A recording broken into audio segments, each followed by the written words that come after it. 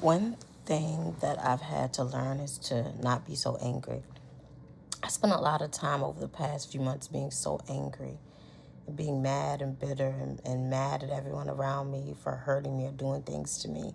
And I had to learn, like, sure, you gotta let that anger go because the anger was no longer serving me. When you're angry, your judgment is clouded. You're mad at the world. You don't see things for what they really are. And you don't realize the angrier you are, you're holding yourself back from your blessings and the life that you could have. So I essentially just had to let go of that anger and say, you know what, this person did this to me, they hurt me, but I'm not going to keep holding on to what happened to me. I'm going to let it go. And I learned to let go and just forgive those people who hurt me. Not forgive them for them, but for me, so I can move on, so I don't become bitter. Because in life, we do hurt each other. It's not right, but it happens. And I had to let go of a lot of the things that had happened to me. And someone said to me, oh, you seem to be in a better space, Sherelle. What are you doing? I'm like, really, I didn't do anything but pray. I just prayed. I thought about my mom and the people around me who love me, who value me, and the people who are still here. I thought to myself that my life is still going to go on, whether these people are in my life or not. And it just took me thinking about that, but also just me forgiving those people and saying I wish them the best, and that's that.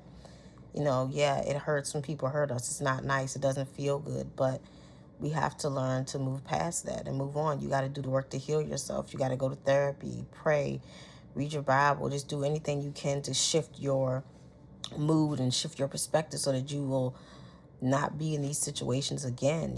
Try to uplift yourself.